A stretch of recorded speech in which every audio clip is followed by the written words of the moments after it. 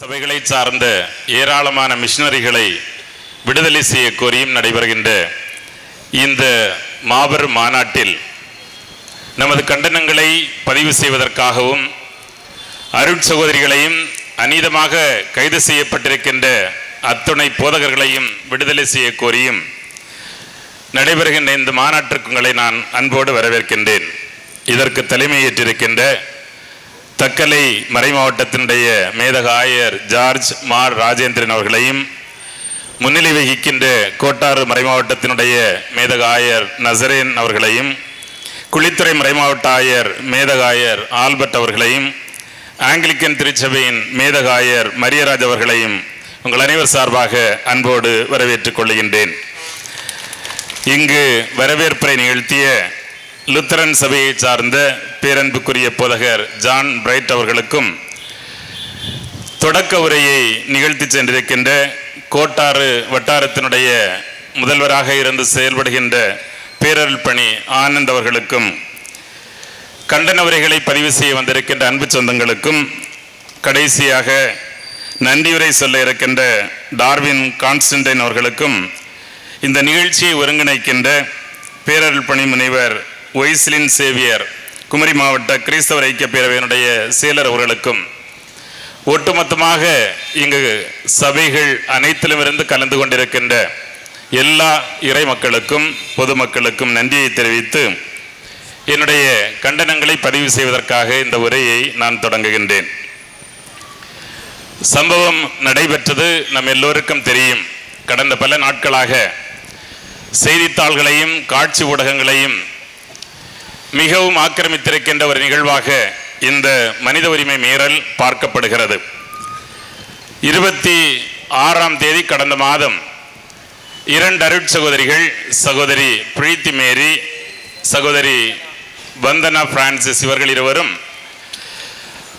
3 பட்டியலினத்தை சார்ந்த பெண் குழந்தைகள், அவர்களுடைய சகோதரன் சுகுதன் மண்டாலி என்பவரோடு சத்தீஸ்கர் மாநிலத்தில் அமைந்திருக்கின்ற துர்க் என்கிற ரயில்வே நிலையத்திற்கு வந்து சேர்கிறார்கள். இந்த 3 பிள்ளைகளும் அவருடைய சகோதரனுடைய உதவியோடு இந்த அருட்சகோதரிகள் தங்களுடைய வாழ்க்கையை தியாகம் செய்து நடத்தி கொண்டிருக்கின்ற ஆக்ராவில் இருக்கின்ற அவர்களுடைய மருத்துவமனைக்கு சென்று அங்கே பணியாளர்களாக செயல்படுவதற்காக அழைத்து செல்லப்படுகிறார்கள். திடீரென ஒரு கும்பல் அவர்களை சுற்றுகிறது. மிக மோசமான வார்த்தைகளால் அர்ச்சிக்கப்பட்டவர்களாக அங்குமிங்கும் கைகளால் தள்ளப்பட்டும் பல்வேறு விதமான சித்திரவதைகளுக்கு அங்கே உள்ளாகிறார்கள். அந்த ரயில்வே நிலையத்திற்கு அருகில் இருக்கின்ற காவல் நிலையத்திற்கு அவர்கள் அழைத்து செல்லப்படுகிறார்கள். இந்தியாவை தன்னுடைய ஆக்டோபஸ் கரங்களால் நெருக்கி நொறுக்கி கொண்டிருக்கின்ற RSS அமைப்பினுடைய ஒரு துணை அமைப்பான பஜ்ரங் தள் அமைப்பை சார்ந்தவர்கள் அவர்கள். காவல் நிலையத்திற்கு சென்ற பிறகும் இந்த அருட்சகோதரிகள் மீதும் அந்த அப்பாவி இளைஞன் மீதும் பல்வேறு தாக்குதல்களை தொடுக்கிறார்கள். இந்திய நாட்டை இன்றைக்கு ஆட்சி செய்து கொண்டிருக்கின்ற ஒன்றிய அரசு கொண்டு வந்திருக்கின்ற பல்வேறு சட்டங்களில் ஒன்றுதான் பாரதிய நியாய சங்கீதா என்கின்ற இந்திய தண்டனை சட்டத்தின் கீழ் பல்வேறு விதமான பிரிவுகளில் அவர்கள் மீது பொய் வழக்கு தொடுக்கப்படுகிறது. 2 மிக முக்கியமான குற்றச்சாட்டுகள். ஒன்று, மத மாற்றத்திற்காக அழைத்து செல்லப்படுகிறார்கள். 2வதாக ஆழ்கடத்தல் குற்றச்சாட்டு. அங்கிருக்கின்ற நீதிமன்றத்திற்கு அவர்கள் அழைத்து செல்லப்படுகிறார்கள். அந்த நீதிமன்றத்தில் இருக்கின்ற அமர்வு நீதிமன்றத்தினுடைய நீதிபதி அந்த மனுவை உடனடியாகவே தள்ளுபடி செய்கிறார். சொல்லப்பட்ட காரணம், இதனை விசாரிப்பதற்குரிய அதிகார எல்லை எனக்கு இல்லை என்று சொல்லிவிடுகிறார். அவர் மெத்த படித்தவர் போல் இருக்கிறது ஒருவேளை. எனவே இவர்கள் செய்திருப்பது மாபெரும் குற்றம். என்ன குற்றம்? ஏழை மக்களுக்கு வாழ்வளிப்பது என்பது மாபெரும் குற்றம். வேலையில்லாத இளையோருக்கு வேலை வாய்ப்பை உருவாக்கி கொடுப்பது இந்த நாட்டில் மாபெரும் குற்றம். எனவே இந்திய புலனாய்வு முகமை, நேஷனல் இன்வெஸ்டிகேட்டிவ் ஏஜென்சி என்று சொல்லப்படுகின்ற அந்த அமைப்பிற்குத்தான் இவர்கள் கொண்டு செல்லப்பட வேண்டும். அது பிலாஸ்பூர் என்கிற பகுதியிலே அமைந்திருக்கிறது. எனவே 15 நாட்கள் நீதிமன்ற காவலில் இவர்களை வைத்து விடுங்கள் என்று சொல்லி அந்த சகோதரிகளை சிறையில் அடைக்க ஆணையிடுகிறார். இப்போது அவர்கள் பல விதங்களில் மன ரீதியாகவும் உடல் ரீதியாகவும் சித்திரை செய்யப்பட்டதால் நோய்க்கு ஆளாகி மருத்துவமனைக்கும் அழைத்து செல்லப்பட்டிருக்கிறார்கள். வருகின்ற 8ஆம் தேதி வரை அவர்கள் நீதிமன்ற காவலில் வைப்பதற்கு நீதிபதி அறிவுறுத்தி இருக்கிறார். அதைவிட கொடுமையான ஒன்று, உடனடியாக காவல்துறைக்கு அவர் ஆணையிடுகிறார்.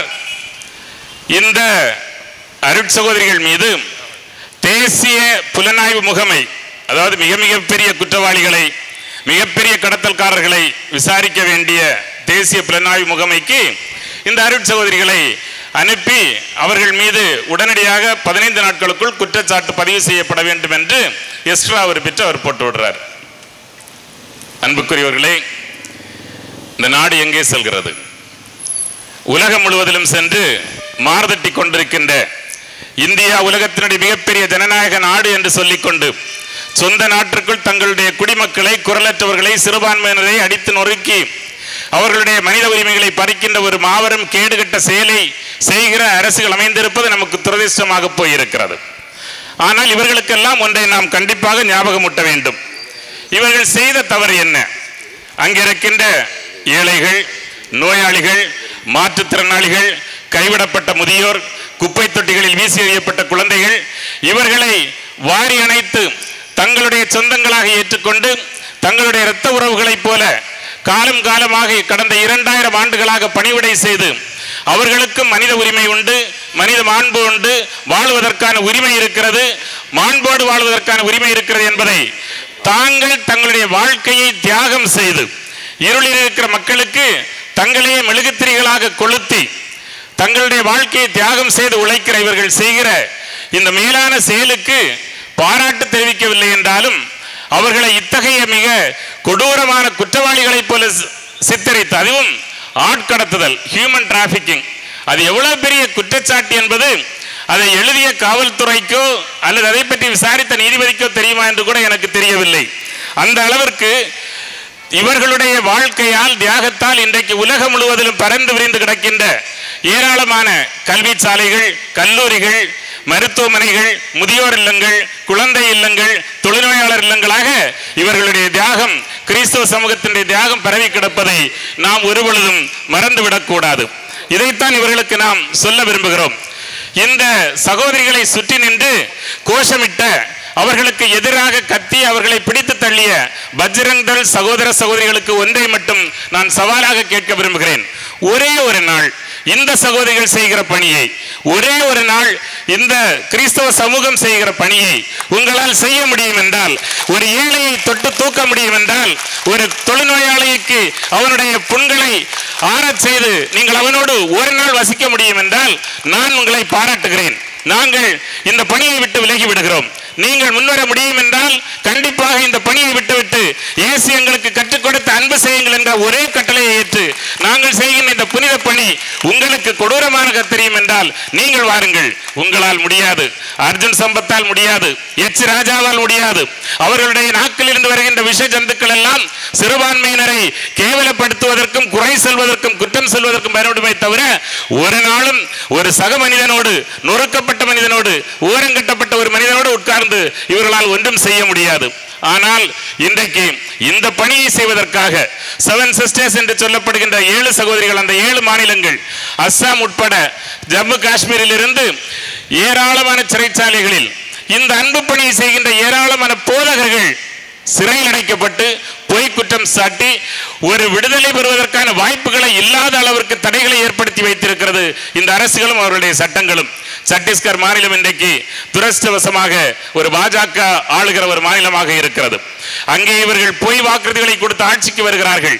ஆட்சிக்கு வந்த பிறகு அவற்றை நிறைவேற்ற முடியவில்லை என்றால் சிறுபான்மையினரை, அவர்கள் கிறிஸ்தவர்களாக இருக்கலாம், இஸ்லாமியர்களாக இருக்கலாம், அல்லது கம்யூனிஸ்டுகளாக இருக்கலாம்.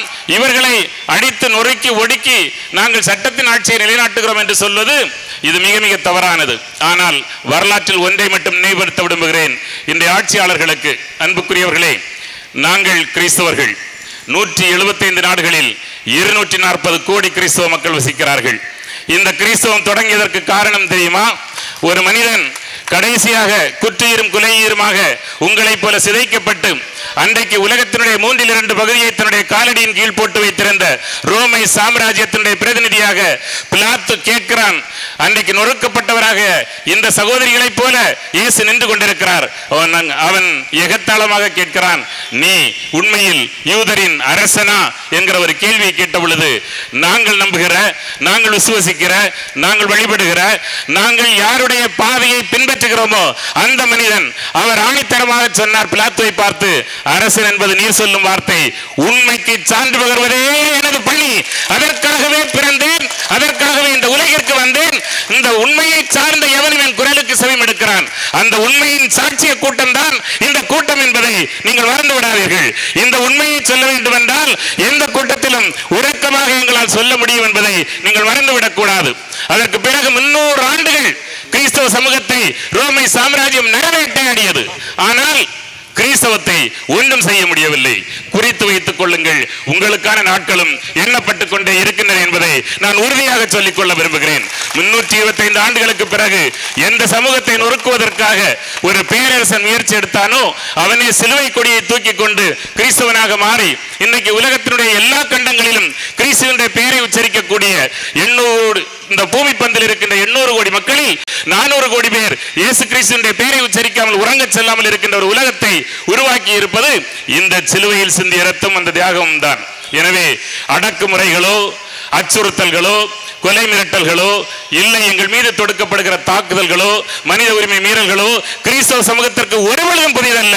2000 ஆண்டுகளாக இந்த நெருப்பாற்றில் நீந்தி வந்தவர்கள் நாங்கள். எனவே இவற்றை கண்டு நாங்கள் அஞ்சப் போவதில்லை. ஆனால் ஒன்றை மட்டும் சொல்லிக் கொள்ள விரும்புகிறோம், நாங்கள் ஆலமரம். மரம் அமைதியாக இருக்க விரும்புகிறது, காற்று விடுவதில்லை என்று சொல்வார்கள். அதை போல தயவு செய்து அசைத்து பார்க்க நினைக்காதீர்கள். எங்களுடைய குரல் 8 திக்கும் ஒலிக்கும். அது அன்பிற்கான குரல். உங்களைப் போல கொலை செய்வதற்காகவோ மத வழிபாட்டு தலங்களை இடித்து தள்ளுவதற்காகவோ வெறுப்புணர்வை உருவாக்குவதற்காகவோ இந்த கூட்டம் இங்கு இல்லை. மாறாக பாருங்கள், எத்தனை ஆயிரம் பேர் கூடி நின்றாலும் ஒரு வாலண்டியர் கூட இல்லாமல் இந்த கூட்டத்தை அன்பு மட்டுமே வழிநடத்துகிறது. அன்பும் கருணையும் இரக்கமும் இவையெல்லாம் எங்களுக்கு சொந்தமானது, மானுடத்திற்கே சொந்தமானது. அம்பேத்கர் அரசியலமைப்பு சட்டத்தில் சுட்டிக்காட்டிய சுதந்திரம், சமத்துவம், சகோதரத்துவம் என்கிற ஒரு சமூகத்தை உருவாக்குவதற்காக எங்களை தியாகம் செய்கிறோம். அந்த சமூகத்தை உருவாக்குவது வரையிலும் எத்தனை பேருடைய பலி தேவைப்பட்டாலும் நாங்கள் உறுதியாக வருவோம், கண்டிப்பாக வருவோம். காரணம், நாங்கள் யாருடைய வாரிசுகள் என்றால் விழ விழ வேரோடு எழுகிற கூட்டம் நாங்கள். எனவே எங்களை ஒருபொழுதும் நீங்கள் வீழ்த்திவிட முடியாது என்பதை தெரிவித்து இந்த நேரத்தில் இங்கு கூடியிருக்கின்ற பல்லாயிரக்கணக்கான மக்கள் சார்பாகவும் இந்த நாட்டில் இருக்கின்ற ஏராளமான மக்கள் சார்பாகவும் இந்த இரு அருட்சகோதரிகளையும் உடனடியாக எந்த விதமான நிபந்தனைகளின்றி விடுதலை செய்ய வேண்டும் என்பதை உறுதியான கோரிக்கையாக வைக்கிறோம். அது மட்டுமல்ல, இந்த நாட்டில் பல்வேறு சிறைச்சாலைகளில் பல்வேறு மோசமான அநியாயமான குற்றச்சாட்டுகளுக்கு உள்ளாகி இருக்கின்ற அருட்தந்தையர்கள், அருட்சகோதரிகள், போதகர்கள், இறைமக்கள் இவர்கள் எல்லோருக்கும் அவர்கள் அரசியலமைப்பு சட்டம் கொடுத்திருக்கின்ற பிரிவு 19, பிரிவு 21, பிரிவு 25 கீழ் எங்களுடைய மத சுதந்திரத்தை நாங்கள் விரும்பியவரை வழிபடுவதற்கு, நேசிப்பதற்கு, எங்களுடைய மதத்தை பரப்புவதற்கான உரிமையை, அரசியலமைப்பு சட்டம் கொடுத்திருக்கிற உரிமையை ஏற்று இந்த அரசு செயல்பட வேண்டும் என்று கேட்டுக்கொள்கிறோம். எங்கள் மீது வைக்கப்படுகிற குற்றச்சாட்டு நாங்கள் மதம் மாற்றுகிறோம். இதைத்தான் அருட்சகோதரிகள் செய்திருக்கிறார்கள். அன்புக்குரியவர்களை ஒன்றை சொல்லிக் கொள்ள விரும்புகிறேன். நாங்கள் மட்டும் ஒருவேளை கடந்த 75 ஆண்டுகளாக மதம் மாற்றியிருந்தால் இன்றைக்கு இந்த நாட்டில் இருக்கிற 75% பேர் கிறிஸ்தவர்களாக மாறியிருப்பார்கள். ஆனால் 1950 வெறும் 2.6% இருந்த நாங்கள் 75 ஆண்டுகளுக்கு பிறகு இன்றைக்கு 2.3% குறைந்திருக்கிறோம். எண்ணிக்கையில் எங்களுக்கு முக்கியம். முக்கியம்.